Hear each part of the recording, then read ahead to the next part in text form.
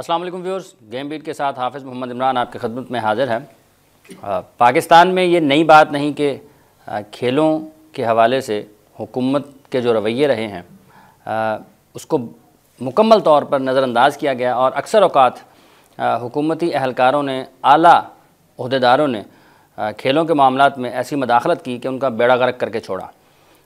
ऐसा ही एक खेल बैडमिंटन भी है जिसमें सियासी मदाखलत इस हद तक आई कि आज जो वर्ल्ड बॉडी है बैडमिंटन की, उसने पाकिस्तान की जो रुकनीयत है उसको मुअत्तल किया हुआ है। मामला अदालत में है इलेक्शंस के बाद और न जाने क्या वजह है कि वो इतनी ताख़ीर का शिकार है। पाकिस्तान में बैडमिंटन की मौजूदा सूरत हाल क्या है, इस खेल का पाकिस्तान में मुस्तकबिल क्या है और जो मौजूदा सूरत हाल है इसके ज़िम्मेदार कौन है, इस हवाले से हम बात करेंगे। हमारे साथ तशरीफ़ रखते हैं बैडमिंटन की खिदमात के हवाले से एक बड़ा मारूफ नाम आमिर हयात ख़ान रोकड़ी साहब। अस्सलाम वालेकुम खान साहब। खान साहब के साथ तशरीफ़ रखते हैं नकी मोहसिन साहब। अस्सलाम वालेकुम नकी साहब। और इनके साथ नेशनल चैम्पियन हमारे, और आज जब इनका तारुफ़ करवाया जाएगा उसके बाद जो बातें ये करेंगे वो भी सुनने के लायक होंगे, वाजिद अली साहब। वाजिद अस्सलाम वालेकुम, बहुत बहुत शुक्रिया। खान साहब जी, पाकिस्तान की रुकनीयत मुअत्तल है, इसकी वजह क्या है और ऐसा हुआ क्यों? पाकिस्तान की रुकनीयत इस वास्ते मुअत्तल है कि ये हमारी आपस की जो लड़ाई हुई है इसकी वजह से रुकनीयत मुअत्तल हुई है। और वैसे भी बैडमिंटन पाकिस्तान में बहुत सफ़र कर रही है। ठीक, अगर ये हमारी आपस में रिफ्ट पैदा ना होती तो ये बैडमिंटन चलती रहती और हमारी रुकनीयत भी मुअत्तल ना होती। ठीक है। अच्छा, आपस की लड़ाई उसकी क्या वजह है कि आपकी तरफ से कुछ ज़्यादती है या फिर कोई और वजह उसकी बनी है? नहीं, ये ज़्यादती हमारे एक्स प्रेसिडेंट साहब ने शुरू की थी। उन्होंने हमें यानी कि सेक्रेटरी जनरल को और सीनियर वाइस प्रेसिडेंट को सस्पेंड कर दिया था। ठीक, जो ना कॉन्स्टिट्यूशन में ऐसी चीज़ है ना किसी कहीं और ऐसी चीज़ है जिससे वो सस्पेंड कर सकते हैं। ठीक है, विदाउट एनी रीज़न। नज़र गोंदल साहब। नज़र गोंदल साहब ने। अच्छा, कानूनी तौर पर, आइनी तौर पर ये तो पहली मरतबा हुआ कि सदर जो है वो सेक्रेटरी जनरल को मुअत्तल कर देता है। हमारे आइन में नहीं है कि जी वो कर सकते हैं, मतलब गैर आइनी इक़दाम उठाया गया। ये गैर आइनी एकदम। वो उसकी क्या वजह बनी कि एक मुतहर्रिक जनरल सेक्रेटरी को और जिसने बड़ा काम किया खेल के फ़रोग के लिए मुल्क में, उसको मुअत्तल कर दिया गया? वो मुसीबत ये है कि हमारे पाकिस्तान में जब ऐसे शख्स बड़े उहदों पे आ जाएं, ख़ासतौर पे खेलों के, ठीक, जिनको खुद ना उस खेल के बारे में कुछ पता हो, ना खुद कभी खेली हो, ठीक, उसकी यानी कि अले बे भी ना पता हो, तो जाहिर है वो ऐसी चीज़ें करेगा जिससे उसको और कोई सियासी फ़ायदा होगा। बैडमिंटन या उस गेम का उससे कोई फ़ायदा नहीं होगा, ना गेम को उससे कोई फ़ायदा होगा। अच्छा, एक इम्तियाज़ गिल साहब का बड़ा नाम लिया जाता है, इनके पास क्या ऐसा कोई अलादीन का चिराग है या उम्र यार की ज़ंबील है, वो जो जाके दिखाते थे गोंदल साहब को और वो जो कहते थे वो कर देते थे? इम्तियाज़ गिल जी एक गोंदल साहब का ख़ास आदमी है। अच्छा, जो इसको गोंदल साहब उस पर बहुत ट्रस्ट करते हैं और समझते हैं कि शायद उसके अलावा किसी और को बैडमिंटन के बारे में कुछ पता नहीं है। ठीक, ये वो शख्स है जिसने पहले फ्रॉड भी किया हुआ है। फ्रॉड में तकरीबन 4-5 लाख का गबन हुआ था। वो केस भी हमने इन पर दायर करना है, हमने लेटर तो भेजा हुआ है, उसका अभी तक उन्होंने जवाब नहीं दिया। ठीक, और ऐसी उन्होंने हरकतें की हैं कि जिससे बैडमिंटन को नुकसान हुआ है। और जो प्रेसिडेंट साहब थे उस शख्स की हर एक बात मानते थे। ठीक, और इसी वजह से आज ये वक्त आया है कि हम सस्पेंडेड हैं और बैडमिंटन पाकिस्तान में बिल्कुल ख़त्म हो गई है। ख़त्म हो गई है नकी साहब, बैडमिंटन पाकिस्तान में बिल्कुल ख़त्म होकर रह गई है। जो हम इंतज़ामी मामलात के हवाले से बात करते हैं, आपको भी सस्पेंड किया गया। आपके ख़्याल में उसकी वजह क्या बनी कि जो प्रेसिडेंट साहब थे वाक़तन उनको कुछ इल्म नहीं था खेल का, या फिर कुछ और मसाइल भी ऐसे थे जिनकी वजह से?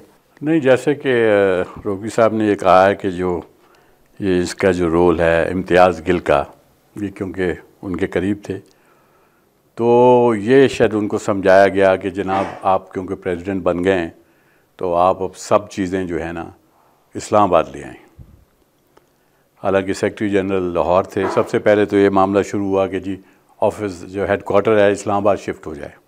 तो हमने कहा जी कॉन्स्टिट्यूशन में लाहौर है और एक भी नेशनल फेडरेशन आप ऐसी बता दें कि जिसका नेशनल सेक्रेटरी कहीं और हो और दफ्तर कहीं और होता है। उसके बाद और मसले शुरू हो गए कि जनाब आप अकाउंट्स में भी सारा उन्हीं का कंट्रोल हो। 2009-10 की बात है गालिबन, जब से ये जंग शुरू हुआ कि सेक्रेटरी जनरल लाहौर में बैठेगा और जो ऑफिस है वो इस्लामाबाद शिफ्ट करेगा, ऐसा ही है कोई? हाँ, वो अनरीजनेबल बात है, ऐसा कहीं भी नहीं है, क्योंकि जहाँ सेक्रेटरी जनरल होता है वहीं ऑफिस होता है। आप ओलंपिक का भी देख लीजिए, पहले ऐसे ही था, और भी कई गेम्स हैं। जैसे फुटबॉल का आप देखिए, फुटबॉल के प्रेसिडेंट तो कहीं और होते हैं ना, लाहौर से हेडक्वार्टर लाहौर है। ठीक है, तो वो हमेशा यही होता है। वर्ल्ड में आप देख लें कि जहाँ भी चीफ ऑपरेटिंग ऑफिसर, हम चीफ ऑपरेटिंग ऑफिसर की जगह हमारे यहाँ जनरल सेक्रेटरी होते हैं, सेक्रेटरी जनरल होते हैं, तो दफ्तर ऑफिस वहीं।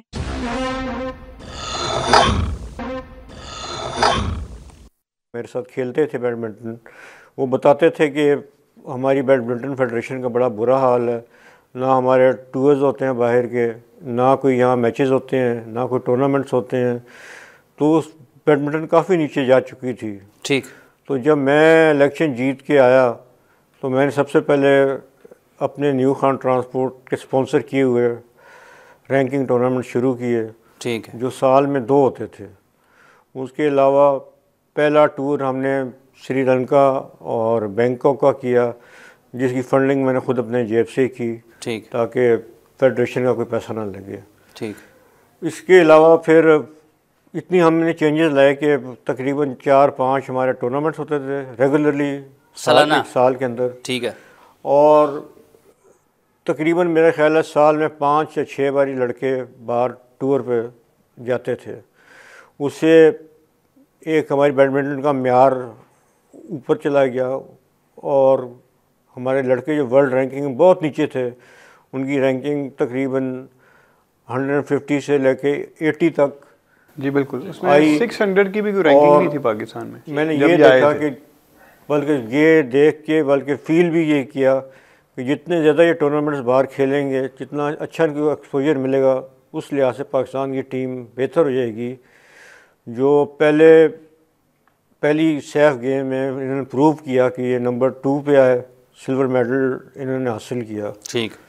और इसी तरह वाजिद भी भाई ईरान में टूर्नामेंट जीते, और हमारे और भी प्लेयर्स, ख़ासतौर डबल्स के प्लेयर्स 2 बार सीरिया में टूर्नामेंट जीते हैं डबल्स के। ठीक। और एसन में भी एसन उधर नेपाल में टूर्नामेंट जीत के आया, फाइनल जीत के आया। ये सारी चीज़ें जब आप उस वक्त की कंपेयर करें अब से, तो आप ये देखें कि एकदम ये बंदे बिल्कुल डाउनफॉल हैं। जब से ये आए हैं ना कोई सही टूर लगा है, ना कोई टूर्नामेंट सही तरीके से हुआ है, बल्कि हम लोग खुद इतने डिमोरलाइज हो गए थे कि हमारा खुद काम करने को दिल ही नहीं करता था।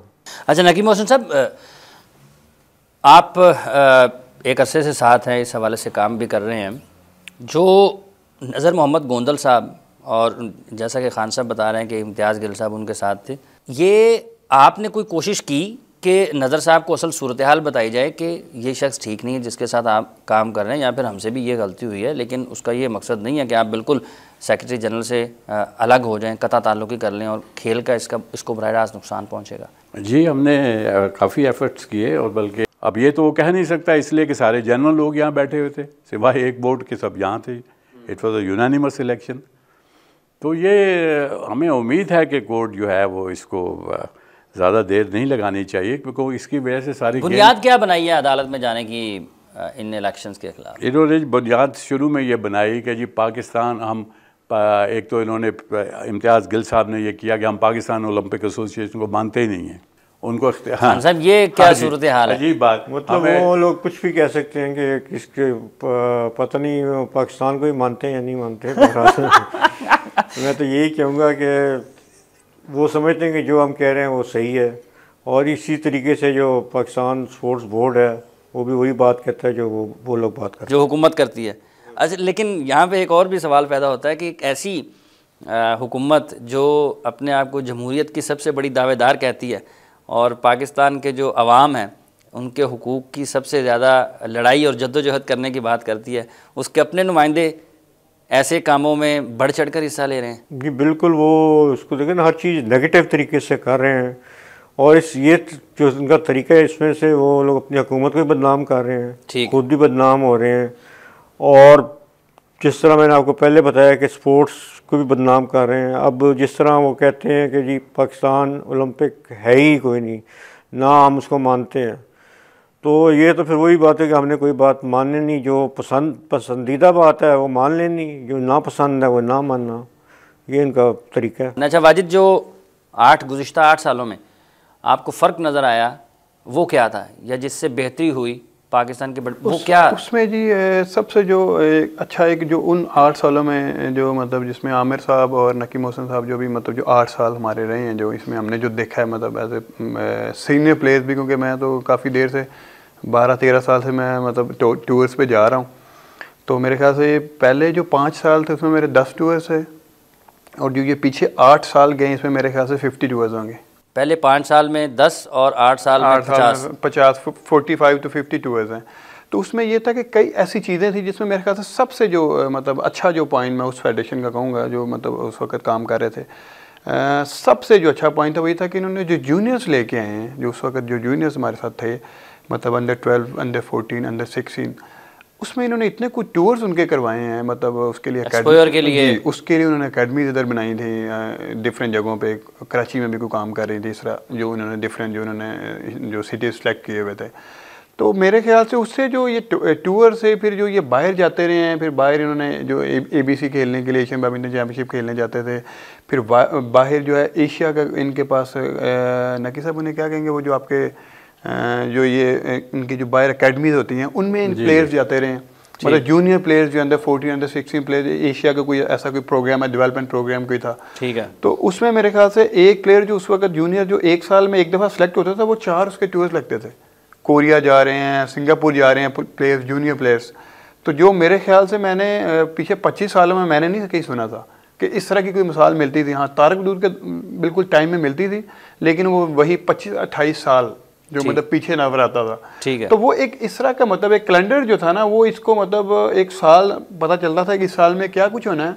तो जब वो पता चलता था इन द एंड पता चलता था कि साल जब ख़त्म हुआ है तो 6-7 टूर्स जो है वो लड़कों के लग गए हैं, 3-4 टूर लड़कियों के भी लग गए, और जो बच्चे जो होते थे जो जूनियर्स थे हमारे, उनके भी 4-5 टूर। अच्छा खान साहब, अकेडमीज़ का जिक्र कर रहे हैं वाजिद, और जो एक्टिविटी रही है नेशनल इंटरनेशनल उसका जिक्र कर रहे हैं, अब तो कुछ भी नहीं हो रहा। आप बहसियत ऑर्गेनाइज़र और एक ऐसे शख्स की हैसियत से जो खेल से मोहब्बत करता है, आप फारिग बैठ के या जब ये अकेले बैठे तो क्या सोचते हैं? कुछ इस लिहाज से इस तरफ से कुछ जहन में आपके ख्याल आता है तो क्या है? सबसे पहली बात है कि मैं ख़ुद भी डिमोरलाइज हुआ हूँ जिस तरह देख के, या जिस तरह हुकूमत की पॉलिसी देख के, लेकिन फिर भी हमने एक टूर्नामेंट कराया और बड़े अच्छे लेवल का टूर्नामेंट कराया, यानी पाकिस्तान लेवल का टूर्नामेंट कराया, जो क्योंकि हमारी लड़ाई की वजह से रिकॉग्नाइज नहीं हुआ, लेकिन हमने टूर्नामेंट्स कराए, पंजाब ने टूर्नामेंट्स कराए, और हमारे कई एसोसिएशन थी उन्होंने भी टूर्नामेंट्स कराए।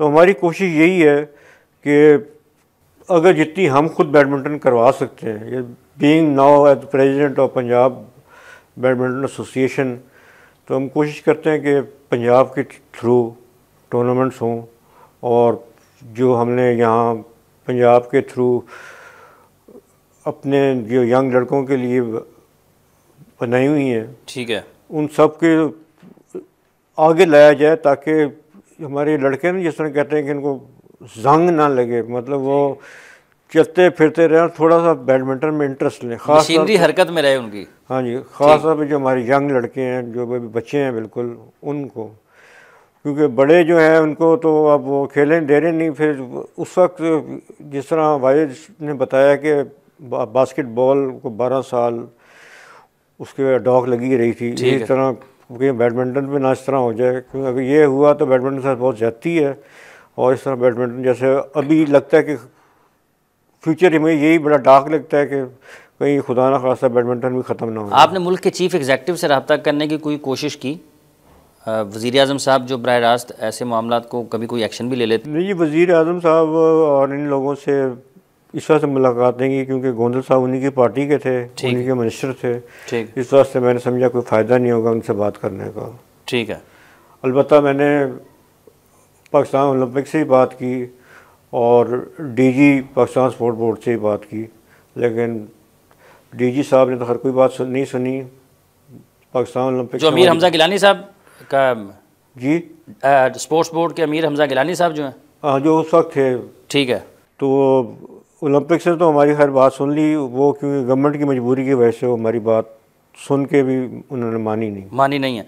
अच्छा नकीम मोहसिन साहब, ये पाकिस्तान ने 8 साल में बड़ी अच्छी बैडमिंटन खेली, अब वर्ल्ड बॉडी ने पाकिस्तान को मुअत्तल किया हुआ है, वहाँ के लोग जो जहाँ पे पाकिस्तान खेलने के लिए पाकिस्तानी प्लेयर्स जाते थे, कोई राब्ता, कोई बातचीत आपकी तरफ से या फिर उन लोगों की तरफ से कि एक अच्छा उनका उभरता हुआ मुल्क बैडमिंटन की दुनिया में, वो जब उसकी उड़ान का वक्त आया तो वो नीचे चला गया? देखिए जी, बात ये थी कि जिस तरह से पहले ये हमारे जिन्होंने भी वाजिद ने भी बताया, टूर लग रहे थे, स्टैंडर्ड इतना अच्छा और टाइटल जीतते थे इंटरनेशनल टूर्नामेंट्स में, 12 कंट्रीज़ जिसमें आ रही हैं। और एशिया की मीटिंग में जो है, जो मैं अटेंड करता था, तो वहाँ मुझे लोगों ने ये कहा, जो सेक्रेटरी जनरल थे बैडमिंटन एशिया के, कि आपने क्या जादू किया हुआ है कि आप रोल मॉडल बन गए हैं अच्छा डेवलपिंग कंट्रीज़ के, एशिया के, क्योंकि आपने जो आपके लड़के अब इस तरह से परफॉर्म कर रहे हैं, टाइटल जीत रहे हैं, ये आपने एक इतना ज़बरदस्त टूर्नामेंट कराया है पाकिस्तान में 2007 में, तो ये क्या स्पेशल ऐसी बातें हैं जो कर रहे हैं। तो मैंने उनसे यही कहा कि जी शौक़ है, पैशन है, ठीक है, और ये मिलके कर रहे हैं। रोकड़ी साहब हमारे सेक्रेटरी जनरल हैं, और सेक्रेटरी जनरल साहब धक्का लगाए रखते थे सबको, क्योंकि इनको खुद भी शौक है बैडमिंटन का बहुत। हाँ बिल्कुल, आप लोगों को तो नहीं बैठते अच्छे प्लेयर्स में से हैं, अच्छे प्लेयर हैं अच्छे प्लेयर्स में तो इट्स वेरी अनफॉर्चुनेट, क्योंकि अभी भी वर्ल्ड फेडरेशन से हमें चिट्ठियाँ आती हैं और वो कहते हैं कि भाई आप ये आपके जो मामला है आप क्यों नहीं इसको सॉर्ट आउट करते, अच्छा, ताकि फिर पाकिस्तान खेले और आए। और ये अब मुश्किल ये है कि ये कोर्ट में मामला आया हुआ है और 6-7 महीने हो गए हैं अप्रैल से, जो रिज़ल्ट तो सिर्फ रिज़ल्ट ही डिक्लेयर होने। ठीक है व्यूअर्स, हम बात कर रहे हैं पाकिस्तान के बैडमिंटन के हवाले से। यहाँ पर वक्त हुआ ब्रेक का, ब्रेक के बाद आएंगे और फिर मेहमानों से गुफ्तगू का सिलसिला आगे बढ़ाएंगे। Welcome back viewers. Aamir Hayat Khan Rokri Pakistan की बैडमिंटन को बुलंदी पर लेके जाने वाले तनहा वो जिन पर नज़रें हैं आज मुल्क के उन नौजवानों की जो बैडमिंटन से प्यार करते हैं। अच्छा खान साहब, अदालत ने जो नतीजा है इलेक्शन का वो रोका हुआ है, क्या ऐसी कोई चीज़ हो सकती है ख़ास कि अदालत उसके ऊपर जल्द नज़र डाल ले और कोई ऐलान कर दे? मैं तो यही कहता हूँ कि जी हम तो अदालत से हमारे वकील रिक्वेस्ट ही कर सकते हैं कि जल्दी फ़ैसला करें। अच्छा, वरना कानून होता है, कानून से कोई भी बालातर नहीं होता। इस वास्ते जल्द फैसला करें तो मेरा ख्याल है हमारी बैडमिंटन के लिए बहुत अच्छा हो। अच्छा, ये आइन और कानून है, आपकी जो लड़ाई है उन लोगों के साथ जिनको आप समझते हैं कि वो आइन और कानून की खिलाफ वर्जी कर रहे हैं, आपके ख्याल में क्या खिलाफ वर्जी हुई जिसके बाद जो है वो मामलात बिगड़े? कहाँ पर आइन को तोड़ा गया, कानून की खिलाफ वर्जी? सबसे पहले मैं कहता हूँ, जैसे ही जब ये प्रेसिडेंट बने गोंदल साहब, इन्होंने मीटिंग बुलाई और इन्होंने कहा कि जी अब जो हेड क्वार्टर्स होंगे बैडमिंटन के, जहाँ हेड ऑफिस होगा वो इस्लामाबाद में होगा। ठीक, जो हालांकि हमारे आइन में था कि वो जहाँ सेक्रेटरी जनरल जहाँ बैठेगा वहाँ होना चाहिए। ठीक है, सबसे पहली उन्होंने आइन की ये यहाँ उन्होंने खिलाफ वर्जी की। ठीक है, और इसके बाद वो जो खुद डायरेक्ट ऑर्डर्स देना शुरू कर दिए, जैसे जब उन्होंने जो इलेक्शन करवाया वो भी खुद ऑर्डर्स दे के अपने लेटर पे उन्होंने इलेक्शन कराया। हर चीज़ गैर आइनी थी। ठीक है, और जिस तरह मैंने आपको पहले बताया कि हमें सस्पेंड किया गया, वो भी गैर आइनी था, जो सस्पेंड नहीं कर सकते। और जो काम सेक्रेटरी जनरल का होता है वो अपने जो उनके किस्म के सेक्रेटरी बने हुए हैं गिल साहब, उनसे करवाना शुरू कर दिया। ठीक है, तो इन चीज़ों के फिर हमने भी आवाज़ उठाई और उनकी मुखालफत की। अच्छा वाजिद, एकेडमीज़ का आपने जिक्र किया है, खस्ता हाली का आपने जिक्र किया है, जो टूर्स आपके लगे और जो आपका जो शेड्यूल था वो बड़ा टाइट हुआ खेलों के हवाले से, तो अब तो सूरत हाल उसके कतई मुख्तलिफ है, कुछ भी नहीं हो रहा जी। उसमें मेरे ख्याल से एक नया मेरे ख्याल से काम अब एक और दोनों फेडरेशन की जिस तरह भी जो प्रॉब्लम चल रही है, मेरे ख्याल से होना ही चाहिए। आमिर साहब भी कोई टूर्नामेंट्स अनाउंस करते रहे, मेरे ख्याल से अच्छा है। वो अगर वो लोग करवाना चाह रहे, नज़र गोंदा वो भी करवाते रहे, प्लेयर्स के लिए कुछ करें। सोचते हैं कि प्लेयर्स के लिए टूर्नामेंट को अनाउंस करते रहे, अच्छा, ताकि एक जिनको प्लेयर्स को अच्छा, एक प्लेयर जो है वो एक अच्छा अंपायर भी होता है, मतलब प्लेयर को पता होता है कि यार कौन अच्छा काम कर रहा है, जिसका पता है कि ये लोग अच्छा काम कर रहे हैं, ये लोग अच्छा काम इन्होंने किया है, मुझे भी कहने की ज़रूरत नहीं है। आप किसी फेडरेशन वाले से या इवन आप ये नहीं, आप किसी स्विमिंग फेडरेशन से पूछ लें कि जी बैडमिंटन के पिछले साल कैसे गए, वही आपको बता देंगे। मेरे ख्याल से मैं जो चीज़ कह रहा हूँ, तो उसमें ये होना चाहिए कि आमिर साहब कुछ टूर्नामेंट अनाउंस करें, अगर वो लोग कोई टूर्नामेंट कुछ ना कुछ चलता रहे, ताकि प्लेयर्स जो हैं वो बिल्कुल निकल ना जाए इससे। ऐसा टाइम दें इनको कि टूर्नामेंट्स होते रहे, जो ताकि प्लेयर्स अच्छा खान साहब आपने भी बिल्कुल छोड़ दिया जब मामला अदालतों में, और तो बिल्कुल टूर्नामेंट करवाऊंगा। एक आध इनसे यही रिक्वेस्ट करेंगे कि टूर्नामेंट क्यों अनाउंस करें, ताकि कोई टूर्नामेंट आज ही कर दें, कोई प्रोग्राम के जरिए कोई टूर्नामेंट भी अनाउंस करें। मैं अपनी कमेटी बिठा के इंशाल्लाह जल्द अज जल्द टूर्नामेंट अनाउंस करेंगे, और हम तो नेशनल भी अनाउंस करने को तैयार हैं। लेकिन फिर वही बात है कि कोर्ट से ये रिक्वेस्ट होगी कि हमारा फ़ैसला जल्दी करें, और जो भी फैसला हो लेकिन ज़रा जल्दी करें। क्योंकि उसमें ये जो काम करने वाले हैं, जिस तरह ये लोग काम करने वाले, अगर तंग कर रहे हैं तो आप इन्विटेशनल टूर्नामेंट्स कुछ करवाएं, क्योंकि आपको लोग जानते हैं कि ये काम करने वाले हैं। क्योंकि आमिर साहब की जहाँ तक है, उनको किसी से कोई पैसा ये वो अल्हम्दुलिल्लाह उनको अल्लाह ने बहुत दिया है, उनको तो गेम से प्यार है। तो आप लोग आमिर साहब को भी ये रिक्वेस्ट करूंगा कि आप गेम से प्यार जारी रखें, आप अपने टूर्नामेंट करवाते रहे। वो नहीं मानते तो कोई प्रॉब्लम नहीं है। अच्छा खान साहब, नेशनल चैम्पियन वो नुमाइंदगी कर रहे हैं यहाँ पर नौजवानों की, उनका आपसे यही मुतालबा है कि टूर्नामेंट्स आप करवाते रहें। जो अदालती मामला आते हैं और जो लोग इसमें रोड़े अटका रहे हैं, रुकावटें खड़ी कर रहे हैं, वो अपनी जगह पर रहें, लेकिन एक्टिविटी आप करवाते रहें। आप क्यों खामोश हो गए? मेरे ख्याल में ठीक कह रहे हैं। अच्छा, एक्टिविटीज़ होनी चाहिए और बैडमिंटन होनी चाहिए ताकि बैडमिंटन ज़िंदा रहे। अच्छा खान साहब, ये जो बैडमिंटन की तरफ आपका रुझान आया और फिर आपने इसमें खासी मेहनत भी की, इसकी वजह क्या थी? मुझे ख़ुद भी शौक़ था, और मुझे जब प्लेयर्स बताते थे कि बैडमिंटन में क्या क्या ख़राबियाँ उस वक्त के दौर में मच रही थी, या जिस तरीके से गलत चीज़ें हो रही थी, उसको सही करने की कोशिश ठीक है करने के लिए मैं बैडमिंटन का सेक्रेटरी जनरल बना। अच्छा, आइन और कानून की आपने बात की है। जब आप सेक्रेटरी बने तो उस वक्त भी ये खासा शोर मचा था कि आप मेंबर पंजाब सूबाई असम्बली भी हैं, और फिर आपने दो ओहदों वाला उस वक्त कुछ ऐसा शोर नहीं, उसमें कोई रिस्ट्रिक्शन ऐसी कोई नहीं है। अच्छा, कि जिसमें मेंबर भी हो और ओहदा भी ना रख सकें, ये सिर्फ इन्होंने लगाई थी अपने एजाज भट्ट साहब ने, और जिसका उन्होंने बड़ा फ़ायदा उठाया है। अच्छा, क्रिकेट की आपने बात छेड़ दी है, तो 2012 और फिर 2013 क्रिकेट बोर्ड जो है वो भी जाएगा इलेक्शन प्रोसेस में। जो चेयरमैन होगा वो इलेक्टेड होगा। एजाज भट्ट साहब का आपने जिक्र किया है, वो भी दोबारा, कुछ खबरें मीडिया में ये गर्म है कि वो चेयरमैन बनने के लिए दोबारा कोशिशें कर रहे हैं। जो क्रिकेट के हल्के हैं वो, उनमें से कुछ बड़े मजबूत हल्के ये भी समझते हैं कि रोकड़ी साहब भी चेयरमैन बन सकते हैं। अगर इलेक्शन प्रोसेस में जाएंगे तो रोकड़ी जीत जाएगा।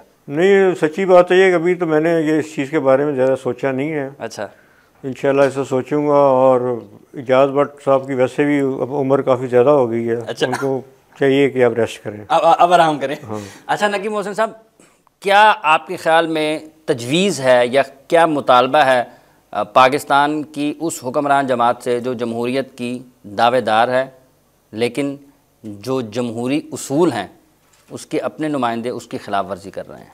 देखिए जी, बहुत सिंपल मामला है कि अगर वो जो 24 दिसंबर के जो उन्होंने अपने इलेक्शन कराए हैं, जिसकी बिना पर ये कह रहे हैं कि हम सेक्रेटरी जनरल हूँ या ये प्रेसिडेंट हैं, उसके डॉक्यूमेंट्स जो हैं कि जिन लोगों ने अटेंड किया है उनकी प्रॉपर नॉमिनेशन के साथ, आखिर नॉमिनेशन के साथ ही आते हैं ना रिप्रेजेंटेटिव जो वहाँ मीटिंग में बैठते हैं, वो ले आएँ। और अगर वो ये साबित कर दें कि जेन्युइन जो मेजॉरिटी थी वो जेन्युइन लोगों की थी, मैं कहता हूँ जी मैं तो रिज़ाइन कर दूँगा, आई एम प्रिपेयर्ड। लेकिन ये है कि देखिए, सिर्फ 3 वोटों से लेकर और आप एक फेडरेशन को करे जाएँ कि हम फेडरेशन हैं, हम जेन्युइन हैं ये, और डॉक्यूमेंट्स आप कहीं भी ना दिखाएं, तो ये एक ज़्यादती वाली बात है। क्योंकि देखिए ना, जैसे वाजिद ने कहा कि वो भी टूर्नामेंट कराएं, हम भी कराएं, मुझे थोड़ी सी इसमें बात ये कहनी है कि पाकिस्तान में एक पाकिस्तान बैडमिंटन फेडरेशन हो सकती है, 2 नहीं हो सकती, ये कहीं भी नहीं हो सकता। ठीक है, जो आपकी नेशनल चैम्पियनशिप्स है और जो आपके ऑल पाकिस्तान रैंकिंग टूर्नामेंट्स हैं, वो सिर्फ पाकिस्तान बैडमिंटन फेडरेशन, वो सिर्फ पाकिस्तान बैडमिंटन फेडरेशन सैंक्शन करती है। ठीक है, तो वो होती हैं।